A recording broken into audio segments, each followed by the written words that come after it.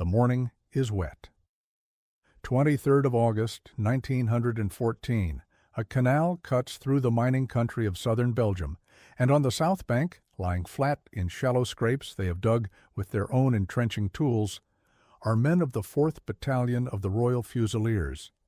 They have been awake since before dawn. Some of them have not slept in 2 days. They can hear them before they can see them. A rumble, boots on cobblestones, tens of thousands of boots. And then a song drifting through the morning mist in a language most of them do not understand. When the German columns come over the rise, marching in tight formations 15 ranks deep, the British rifleman on the canal embankment does not panic. He does not fire wild. He places the butt of his rifle into the meat of his shoulder exactly as he has been taught. He breathes out. He squeezes. 5 seconds. The bolt comes back. 5 seconds, 5 seconds, 5 seconds. Within an hour, the German survivors will retreat in disorder. Within a day, their officers will file urgent reports back to their corps headquarters, claiming they have encountered an enemy position bristling with machine guns. They will be wrong. There were almost no machine guns there. What they had walked into was something far stranger and far more terrifying. They had walked into men with a rifle that should not have been able to do what it did. This is the story of that rifle, the story of why a German soldier in 1914, in 1915, and in some sectors of the line right through to the very last week of the war would learn to dread one particular sound across no man's land. Not the whistle, not the shell, not the rattle of the Vickers gun. Something quieter and harder to identify, and somehow worse for being so ordinary. The sound of a British soldier working the bolt of a rifle that he called, without affection, the SMLE. To understand what happened on that canal at Mons, we have to go back. We have to go back to a war that the British Army does not like to talk about. South Africa, the Veld, the Boers. 1899 to 1902, a war the British, the largest empire on earth, very nearly lost to a few thousand farmers on horseback. The Boers had Mausers, German rifles beautifully made, accurate at distances the British had not expected anyone to shoot from, and the Boers, men who had grown up shooting biltong off the bone at 300 yards, used those rifles in ways that left British generals stunned. British columns marching in close order across the open veld were cut to pieces by men they could not see, firing from ridges they could not find. Whole regiments learned in their own blood what one good marksman behind a rock could do to a battalion. The British went home, and they thought about it, and one man in particular thought about it very hard. His name was Norman McMahon. He had served in South Africa. He had seen what the Boer marksman did, and by the time he was made chief instructor of the small arms school at Hythe in 1905, he had a single obsession. He believed, with a conviction that struck his colleagues as fanatical, that the British infantryman should be the best rifleman on earth, not a good rifleman, the best. The men under him at Hythe started calling him, behind his back, the musketry maniac. McMahon did not invent the rifle that would carry his ideas into history. That had been done in the 1890s by an American engineer named James Paris Lee, working in Britain, whose bolt-action design was matched to a barrel produced at the Royal Small Arms Factory at Enfield in North London. By the time McMahon was running Hythe, the design had been refined into something that the British Army, after some considerable argument, had adopted as the standard infantry weapon. The official name was the Short, Magazine Lee Enfield, Mark III. The men who carried it called it the SMLE, and when they were tired of pronouncing each letter, they slurred it together into a single word, SMELE, the SMELE. It was not affectionate. It was not contemptuous either. It was just the name a man uses for a thing he has lived with for a very long time. What was different about the SMLE? That is the question. Because on paper, in a catalog of rifles available to the armies of Europe in 1914, the SMLE Mark III does not look revolutionary. It is a bolt-action rifle. It fires a single cartridge per pull of the trigger. The German Mauser fires a single cartridge per pull of the trigger. The French Liebel fires a single cartridge per pull of the trigger. The Russian Mosin Nagant fires a single cartridge per pull of the trigger. To a man who has never picked one up, they all look more or less the same. A wooden stock, a barrel, a bolt sticking out of the right-hand side, a bayonet underneath. The difference, the dark difference, the one that would cost German mothers 30,000 sons in a single month on the Belgian frontier, lay in the details. The Mauser, the German rifle, was a magnificent piece of engineering, tight, precise, beautifully made. When you opened the bolt of a Mauser, the action of pulling the bolt back cocked the firing pin. This is what the engineers call cock-on opening. It meant that the hardest part of the cycle, the part where you compress the firing spring, happened at the start. Then you pushed the bolt forward to chamber the next round, and you turned it down to lock it. Smooth in the closing, hard in the opening. The Lee Enfield did the opposite.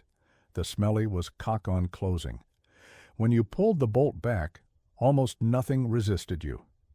It came back easy, the spent case flying out. You shoved a new round into the chamber by pushing the bolt forward, and only then, in the final downward turn that locked the bolt into place, did you cock the firing pin. Hard in the closing, easy in the opening, it sounds like a small thing. It was not a small thing. Run the cycle 100 times, 1,000 times, 10,000 times, and your hand learns it. The bolt of a Lee Enfield comes back through your fingers like it wants to come back. Mauser men described the British rifle, when they finally captured one and tried it, as feeling almost loose. Sloppy.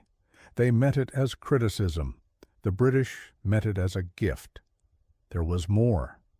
The Mauser, like almost every other military rifle in Europe in 1914, held 5 rounds in its internal magazine. 5 rounds. When a German soldier fired his 5th shot, he had to stop, take a stripper clip of 5 new cartridges from his pouch, press them down into the magazine, work the bolt to chamber the first one, and only then was he back in the fight. The SMLE held 10, twice as many, and the magazine was a detachable box, sticking down ahead of the trigger guard, although in practice nobody swapped magazines in combat. They were not issued spare ones. The point was the capacity. A British soldier fired 10, then he reloaded with 2 stripper clips of 5 rounds each, pressing them down through the top of the action while the bolt was held back. 10 rounds, reload, 10 more rounds. And then there was the bolt handle itself. On a Mauser, it sticks straight out from the right side of the receiver behind the chamber. On a SMLE, it is positioned further back, closer to the trigger, and bent down at the end so that it sits almost above the trigger guard. A small thing again. Until you are firing in earnest. Then your right hand barely has to move. Trigger. Up to the bolt knob. Pull back. Push forward. Down. Back to the trigger. The whole cycle happens in a tight little oval, no bigger than a fist. Mauser men had to reach further, lift higher, swing further. Watch a film of a Mauser fired fast, and a SMLE fired fast, and you see the difference instantly. The German rifleman looks like a man working. The British rifleman looks like a man typing. This was the weapon Norman McMahon was handed in 1907 when the Mark III came into service, and what he proceeded to do with it between then and the summer of 1914 was something no other army in Europe even attempted. He decided that the standard test of a British infantryman would be to fire 15 aimed shots at a man-sized target 300 yards away in 1 minute, 15 shots in 60 seconds that you could place inside the silhouette of a man, at the length of 3 football pitches laid end to end. Think about that. Take a stopwatch. Count out 4 seconds. 1, 2, 3, 4. In that time, a trained British soldier in 1914 was expected to fire a round, Work the bolt, find his target again, aim, breathe out, and squeeze. Then do it again, and again, 15 times. Failing that test, by 1912, could get a man discharged from the British Army for inefficiency, not for bad behavior, not for drinking, for not being fast enough with his rifle. And here is the part that the men who lived through it found hardest to talk about afterwards, because it sounds like a boast. The standard was 15, the reality was higher. Trained instructors at Hythe were not aiming for 15, they were aiming for 20, for 25. The famous record, set in 1914 by Sergeant Instructor Snoxall of the Small Arms School, was 38 rounds into a 12-inch target at 300 yards in 60 seconds. 38, from a bolt-action rifle. There are men with semi-automatics today who cannot do that. They called the exercise the Mad Minute. The Mad Minute. 60 seconds in which a single rifleman could deliver more aimed fire than a Civil War company. What McMahon understood, and what nobody in Berlin or Paris or Vienna seems to have quite grasped, was that the rifle and the man had to be trained as one system. Buying the rifle was nothing. Issuing it was nothing. Training a generation of men to use it the way it could be used was everything. And the British Army, small as it was in a position to do exactly that. The Continental armies were enormous, swollen with conscripts who served 2 years and went home. The German army had over 1 million men under arms in 1914 and was preparing to mobilize 3 million more.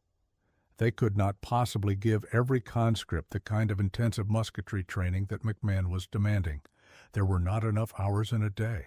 There were not enough rounds in the arsenals. There were not enough instructors in Europe. But the British Expeditionary Force that sailed for France in August of 1914 was different. It was, in the words of the historians who came afterwards, the best trained body of professional soldiers Europe had ever sent into a major war. About 80,000 men, long-service regulars and reservists who had been recalled from civilian life and who knew this rifle in their sleep. Many of them had served in India. Many had been in South Africa. The Kaiser, according to a piece of British propaganda that was probably invented, but that the men in the ranks adopted as their own, called them a contemptible little army. They started calling themselves the Old Contemptibles, and they would carry that name to their graves. 80,000 of them against a German First Army of 160,000, advancing into Belgium as the right wing of the great German wheel that was supposed to sweep through to Paris in 6 weeks. The numbers on paper favored the Germans 2-1. But numbers on paper do not understand cock on closing. Numbers on paper do not understand the Mad Minute. They met at Mons, a coal mining town in the south of Belgium, crowded with slag heaps and miners' cottages, and a long, straight canal running east to west. The British dug in on the south bank. The Germans, in their gray-green field uniforms, came at them in the dense formations that European armies still used in those very last weeks before the world changed. They came on at dawn on the 23rd of August. The British were waiting. A Gordon Highlander, writing afterwards, recalled what happened next, and his words are worth quoting almost in full because they capture something that the survivors of that morning could never quite explain to people who had not been there. He wrote of the German infantry coming forward in files 5 deep, and of how the British rifle had a flat trajectory out to 600 yards, and of how the British could steady their rifles on the lip of the trench and take their time and aim. He said the first company of attacking Germans was simply blown away by a volley at 700 yards. He said that in the insane formation the Germans had adopted, every British bullet was almost sure to find 2 billets, by which he meant 2 human bodies. He said the Germans had absolutely no chance. And he added in a sentence that became one of the most repeated lines about the entire battle, that the Germans were convinced they had run into nests of machine guns. They had not. There were 2 machine guns at the Nemi Bridge, the most ferociously contested point on the British line. 2. Both of them Maxim pattern Vickers guns of the 4th Royal Fusiliers, commanded by a young Irish lieutenant named Maurice Dease. 2 guns on a line that ran for 20 miles. The rest of what the Germans called machine gun fire was not machine gun fire at all. It was riflemen, hundreds of them, each one alone behind his own little parapet of earth, with his SMLE and his pouches of stripper clips, doing exactly what they had been drilled to do at Hythe and at Aldershot and on the dusty parade grounds of half a dozen Indian cantonments. Bolt, aim, fire, bolt, aim, fire, 15 times a minute, 20 times a minute. From an entire battalion, from 2 battalions, from a brigade. When you read the German accounts of that morning, what comes through is bewilderment. They did not understand what was hitting them. The volume of fire coming from the British positions was not consistent with what their own intelligence had told them about the BEF. They thought they were facing a force 3 or 4 times the size. They thought every shallow scrape in the earth contained at least 1 machine gun, possibly 2. They sent runners back to ask for heavier artillery support. They paused their advance, regrouped, and tried to come on again in looser formation, and that worked better. But it was already too late for the first wave. The first wave was lying on the cobblestones and in the wet grass between the canal and the railway line. The German 84th Infantry Regiment, attacking the Royal Fusiliers' position at Nîmes, was, as one British officer wrote afterwards, dealt with. That British officer's name was McMahon, the musketry maniac himself. By the spring of 1914, he had been promoted from instructor to lieutenant colonel and had been given command of the 4th Royal Fusiliers. The man who had trained the British Army to shoot at the speed of a machine gun was now, by an irony nobody had planned, standing at Nîmes Bridge watching his own theory of musketry confirmed in the worst possible way. His own battalion was the one doing the work. His machine gun section, 2 guns under Lieutenant Dease, was tying down 4 German battalions almost by itself. The Germans hammered at the bridge for hours. The casualties on both sides mounted in a way that the surviving witnesses, decades later, still could not bring themselves to describe in full sentences. Dease was hit. He stayed at the gun. He was hit again. He stayed. He was hit a 3rd time. He insisted on being carried up to check the gun position when it stopped firing, because he could not bear to lie still while the bridge was in danger. Watching the same gun was a young private named Sidney Godley, 25 years old, East Grinstead boy, worked in an ironmonger's shop before he enlisted. When the order finally came to retreat, after the position had been overrun by sheer weight of numbers, an officer named Steele asked for a volunteer to stay behind and work the machine gun long enough for the rest of the battalion to break clean. Godley volunteered. He was already wounded. Shrapnel in his back, a bullet wound in his head. He pushed aside the bodies of the previous crews. He sat down at the gun, and he stayed there. 2 hours, alone, on a bridge full of dead men, holding off the German advance long enough for the survivors of his battalion to get away to the south. He did not have a SMLE. He had a Vickers gun. But every man retreating across the canal behind him did have a SMLE, and on the other side of the canal, in the long, dirty afternoon that followed, those rifles would do their work again and again and again, all the way back to the River Marne. When ammunition for the Vickers ran out, Godley threw the gun's working parts into the canal and crawled away. He was captured. He spent the rest of the war as a prisoner. He survived. The injuries to his back required 150 stitches in a Berlin hospital. Maurice Dease did not survive. He died of his wounds on the bridge that same afternoon. He was 24 years old. He and Godley received the first 2 Victoria Crosses of the war. Dease's was the first posthumous Victoria Cross of the First World War. He is buried at Saint-Symphorien Military Cemetery, 2 kilometers east of Mons, in a plot the Germans themselves laid out, where their own dead from the same battle lie alongside his. But Mons was only the beginning. Mons was the moment when the SMLE first showed what it could do against an enemy who had never seen anything like it.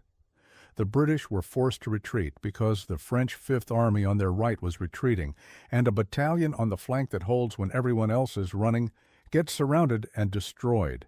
So the BEF pulled back. For 2 weeks they pulled back, sometimes fighting twice in one day, sometimes covering 20 miles between dawn and dusk in boots that had not been off their feet in a week. They retreated nearly 200 miles, all the way to within sight of the Eiffel Tower, before they turned around at the Marne in early September and helped throw the German advance back to the River Aisne. And all the way back, in those last battles of the War of Movement, the rifle did its work, at Le Cateau, at the Aisne. At every crossroad and farm and ridge line where a company of old contemptibles set up a thin firing line and waited for the German advance guard to come into range. The Germans did not learn quickly. They could not. They were too many. They were too far from their depots. Their reservists were not the men of the long service army, the men who could have absorbed the lessons of Mons and changed their tactics overnight. They were peacetime conscripts and new volunteers, and they kept coming on in the formations they had been taught. The high water mark, the place where this story becomes something almost too painful to tell straight, was a village in Flanders called Langemarck. It is the second part of the dark history of the SMLE, the part the Germans never put in their official communiques, except as something they spun into legend after the fact. By late October of 1914, the war had moved north into the flat, wet country of Belgian Flanders in what the historians would later call the race to the sea. Both sides were trying to outflank each other to the north, and both sides kept failing, and the line that ran from the Swiss border to Verdun started extending towards the English Channel. The Germans, having failed to win the war in the south at the Marne, decided to try one more great offensive in the north. They aimed for the Belgian town of Ypres and the Channel ports beyond it. They threw in everything they had left, and what they had left by the end of October was not very much in the way of trained troops. They had thrown a great many of their best men away in August and September, so they sent the new volunteer reserve corps, the men who had enlisted in the great patriotic rush of August. Many of them students, many of them schoolboys who had walked out of their classrooms when the band started playing in the Berlin streets. They had been given a few weeks of basic training, and then they had been put on trains and sent west. On the 21st of October, those new German reserve corps came out of the woods north of Ypres and walked towards the British line at Langemarck. They came in close order. They came, in the legend that would grow up later, singing. The British in front of them were the remnants of the original BEF, plus the 7th Division, which had been pulled out of an attempt to relieve Antwerp. The British in front of them had SMLEs. What followed was something the German army would not officially acknowledge for years. Wave after wave of barely trained volunteers walking forward into a curtain of rifle fire, so dense that the men who survived it could not, afterwards, describe it as anything other than machine guns. Again, machine guns. The same word the men at Mons had used. The same mistake. Some of the German reserve regiments lost 70% of their strength in 3 days. A whole generation, or a slice of one, gone before they had been at the front long enough to learn to dig in properly. The Germans had a word for what happened at Langemarck.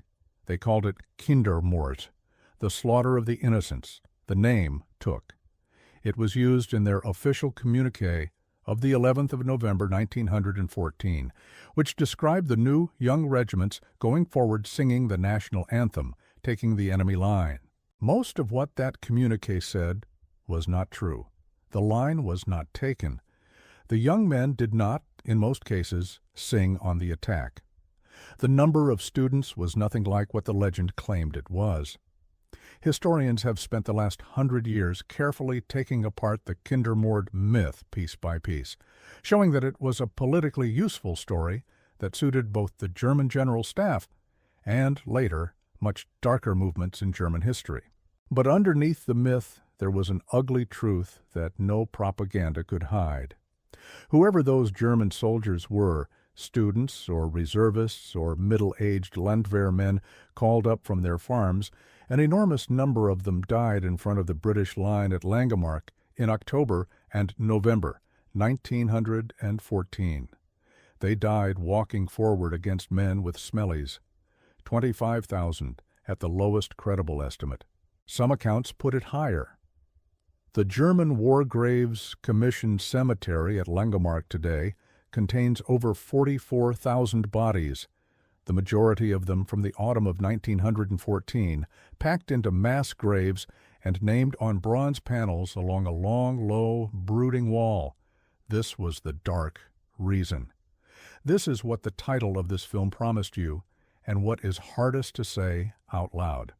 The SMLE Mark III was not, by itself, a war-winning weapon. It did not, by itself, kill the men at Langemarck. Men did. Men who had been taught at Hythe to make every shot count and to deliver 15 of them a minute. Men who had practiced the same physical motion 10,000 times until their bodies did it without thinking. Men who, in the autumn of 1914, found themselves in shallow trenches in front of an enemy who had not yet understood what kind of weapon they were walking into. What the rifle did, what made it more than just a tool, was that it turned the British infantry into something the German Army's tactical doctrine was not prepared for. The German officers had built their attacking formations around the assumption that the defender would fire perhaps 6 aimed rounds a minute, the standard for almost every army in Europe, including their own. Their close order columns were calculated against that. So many men per meter of front, advancing at such a speed against such a rate of fire, with such a casualty percentage acceptable. The German tactical staff had run the numbers. The numbers said the columns would get through. The numbers were wrong, because the numbers had been worked out for a rifle like the Mauser, not for a rifle that the man behind it could cycle 3 times in the time the staff thought he could cycle it once. It is easy, looking back, to make this sound like a celebration of British marksmanship. It is not. The men who died in those German columns were not faceless statistics. They had names. Many of them are written on the bronze panels at Langemarck and on the cemetery wall at Władysław, where the sculptor Kata Kollwitz, who lost her own son Peter in the fighting near Langemarck in October of 1914, carved 2 grieving parents kneeling in the rain. Kollwitz spent 18 years on those statues. Her grief was not propaganda.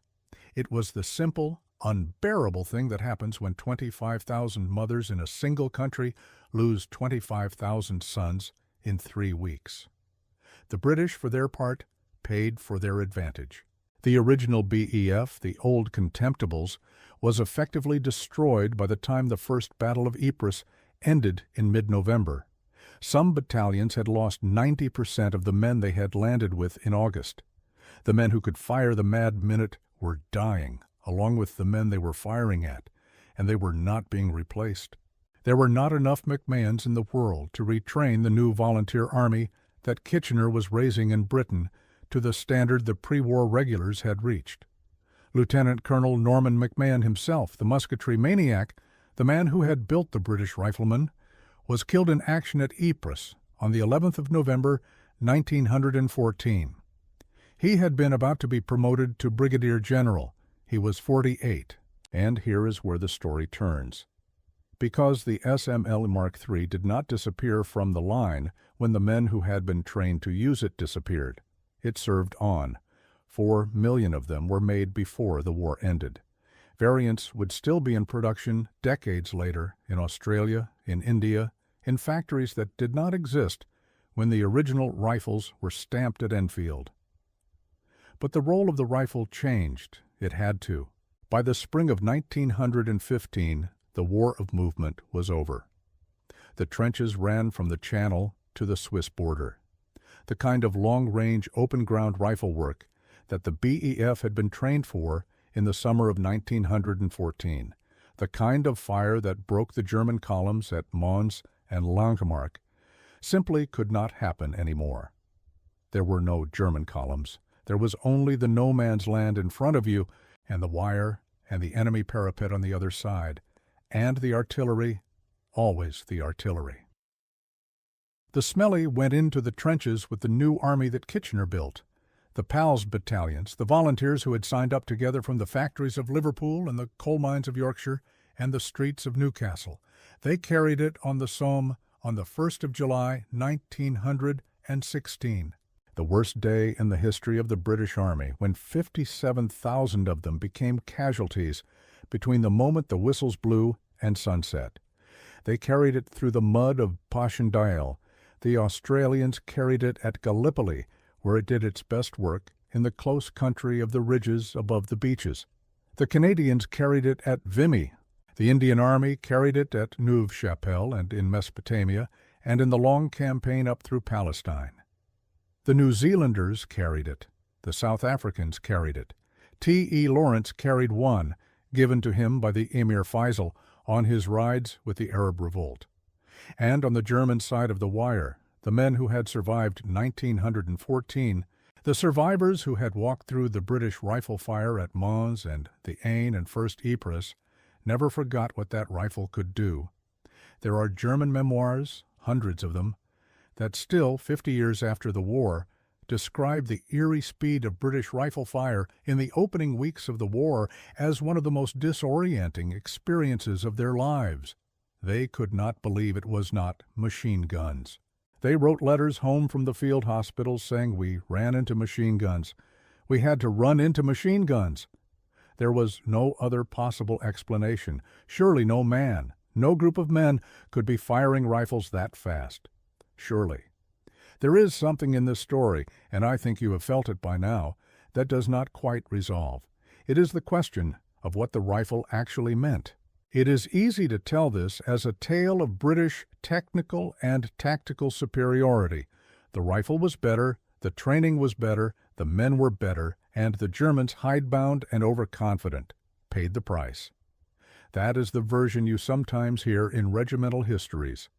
It is not exactly wrong, but it is not exactly right either, and the more time you spend with the sources, the more uneasy you get with it. Because the men who fired the SMLE at Mons and Langemarck were also human beings. Many of them had wanted to be there even less than the German volunteers across the way. They were professionals, yes, but they were professionals because they had been clerks and farm laborers and dock workers who had taken the king's shilling because the alternative was unemployment. They went home to small cottages in country villages. They wrote letters home about how their feet hurt. The image of the old contemptible as a stoic, hatchet-faced veteran of the empire is in part a portrait painted later by people who did not know any of them very well. The men themselves, when you read what they actually wrote, sound very young and very tired, and in some cases not entirely sure what they are doing in Belgium. One of them, a private in the King's Royal Rifle Corps named Frank Richards, wrote a memoir of his service called "Old Soldiers Never Die." It is one of the very few accounts of the war written by a private soldier rather than an officer, and it is worth reading because it does not, at any point, try to make any of it sound noble. Richards describes the mad minute, when he describes it at all, the way you might describe a job, something you had to do. Something you had been told to do often enough that you could do it without thinking. And the not thinking was the part that mattered, because thinking in those first weeks would have got you killed.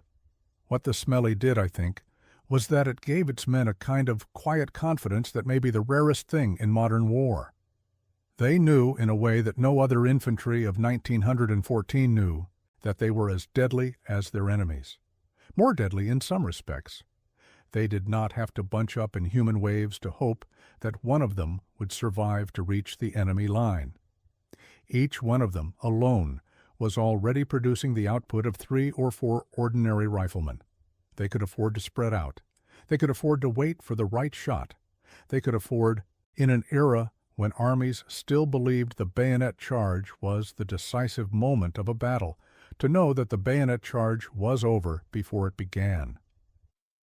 This is the moment in the story where I usually have to remind people that this is not a uniformly happy ending for anyone, not for the men at Langemarck, not for the men at Mons, not for the British Army, which lost almost everyone who had been trained to use the rifle the way it should be used in the first 100 days of the war. The old Contemptibles were a small army, and they were used up almost completely between August and December 1914. By Christmas of that year, when the famous truces happened along sections of the line, and the German and British soldiers met in no man's land to exchange cigarettes and play football and bury each other's dead. Many of the men who would have remembered the parade ground at Hythe were already in the cemeteries. The rest were in field hospitals being shipped home. The rifle they left behind was, of course, the rifle that had been such a shock at Mons. But the conditions that had made it such a shock at Mons would never come again. The German army learned. By 1915, German infantry tactics had changed. The dense columns of August 1914 were gone. The advance was now in small groups, taking cover, using ground, supported by their own machine guns and their own field artillery. And by 1916, when the Germans introduced their stormtrooper tactics on the Eastern Front and refined them in the West, the world had moved past the mad minute. A British rifleman in 1917, working his SMLE from a fire step in a trench at Ypres, was no longer fighting columns. He was fighting other men in trenches 150 yards away, men he could rarely even see, men who would only show themselves for the seconds it took to throw a grenade or fire a quick burst. If you go to the British battlefields of the Western Front today, the SMLE Mark III is not really commemorated. There is no statue of the rifle. There is no museum that puts it at the center of the story. The story of the British Army in the Great War is told, mostly, through the trench and the shell hole and the long roll of names on the memorials, the Menin Gate at Ypres with its 54,000 missing, and the Thiepval Memorial on the Somme with its 72,000. These are the things people remember. But if you go to the small museum at Hythe, the small arms school where Norman McMahon trained the men who would die in Flanders, you can pick up a SMLE. The staff there will let you if you ask politely. It is a heavier rifle than you expect. About 9 pounds. You can feel where it has been worn smooth in the places where men's hands gripped it. 10,000 hours of gripping. You can work the bolt. The first time you do it, you will be slow. The second time, slightly faster. After about 10 minutes of practice, even a person who has never held a rifle before will start to feel what the old soldiers meant when they talked about the cycle becoming part of your hand. It comes back to you like it wants to come back. You begin to understand, in the way that no description can quite get across, why the men of 1914 sometimes talked about the rifle the way a craftsman talks about a tool that has lasted a lifetime. And then you put it down, and you walk out of the small white building at Hythe, and you stand in the rain, and you remember that the entire reason it was made that way was so that the man holding it could kill another man faster than that other man could kill him. The cleverness of the bolt design, the placement of the handle, the size of the magazine, the position of the safety, all of it, every piece of it, was the answer to a single question. How do we put more lead into a German chest per minute than the Germans can put into ours? The question got a very good answer. The answer broke a German army in front of Ypres in 1914. The answer kept the British line on a canal in Belgium for 2 days against odds of 3-1. The answer is the dark reason behind the legend of the machine guns of Mons. But the answer is also the men. 25,000 of them on the German side at Langemarck, 2,000 at Mons on the British side, dead and missing by sunset. A whole generation of British regulars used up before the snow fell. The rifle did not pull its own triggers.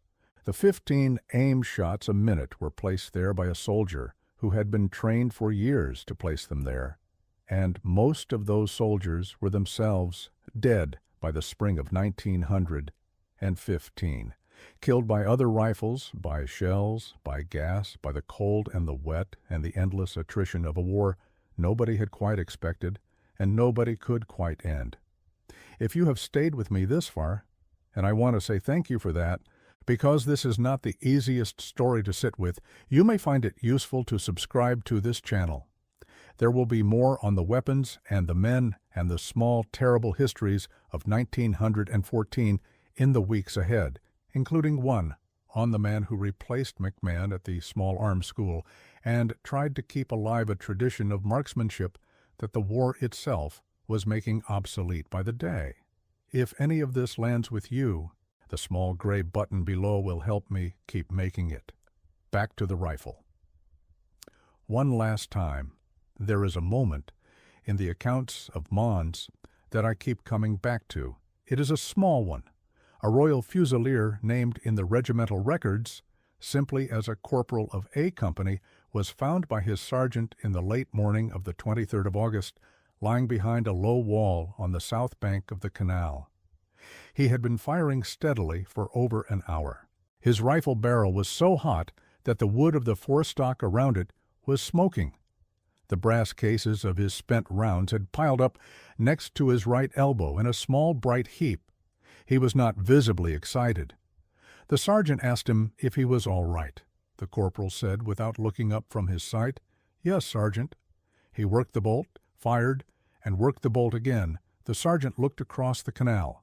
The corporal kept firing. According to the account, neither of them spoke again for some time. I think about that corporal a great deal. We do not know his name. He is one of the 80,000 who walked off the boats at Le Havre in August 1914. He may have survived the day. He may have been one of the men who walked the 200 miles south to the Marne over the next 2 weeks. He may have been killed in the first battle of Ypres in October. He may have been one of the very small number, the lucky few percent, who made it through the entire war and went home and worked in a factory or behind a counter for the rest of his life, and never told his grandchildren what he had done with a rifle one Sunday morning in Belgium when he was 23 years old. I think about him because everything we have just spent an hour talking about, the cock-on closing bolt, the 10-round magazine, the bent-down handle, the Mad Minute, the musketry maniac, the rifle the Germans called the machine guns of Mons, comes down in the end to that corporal lying behind a wall on a canal in 1914. It comes down to him working the bolt of his SMLE because that is what he had been trained to do, because the men in field gray on the other side of the water were coming towards him and his friends and would not stop coming, and because he had been told that 15 aimed shots a minute was the standard. And then to him firing 20, and the men coming on and falling, and more men coming on and falling, and his rifle barrel getting hotter and hotter, and the brass piling up next to his elbow in a small bright heap. The dark reason the SMLE Mark III terrified German trenches in the First World War is not the rifle. It is the corporal. It is what a human being, given that rifle and trained the way he was trained, could do to other human beings in a single minute, before the world fully understood what industrial war was about to become. And the further you look at it, the harder it gets to feel anything simple about it. Pride, maybe. Horror, certainly. A great quiet sadness for everyone involved, on every side of every wire from Mons to Władysław to the small cottages in Yorkshire and Westphalia where, in the long winter after the guns went silent in November 1918, people sat at kitchen tables and stared at photographs of young men who had not come home. The rifle is still around. You can buy one. Hundreds of thousands of SMLEs survived the war, and the second war that came after it, and decades of service in colonial police forces from Kenya to Hong Kong. There may be one in a cabinet in your grandfather's house. If there is, pick it up carefully. work the bolt once. Listen to the small, clean sound it makes. That is the sound a German soldier in a Belgian field in 1914 heard, multiplied 1,000 times, drifting through the morning mist from the British line in the last weeks of a world that was about to end forever. He did not understand then what he was hearing. He thought it was a machine gun. In a way, it was. The machine was the man holding it. We will leave him there. The unnamed corporal behind his wall with his rifle. The German soldiers in front of him falling in their formations. The canal between them. The mining country of southern Belgium. In the wet morning of the 23rd of August, 1914. The slag heaps in the distance. The rain just beginning. A small piece of the great catastrophe that was about to swallow Europe whole.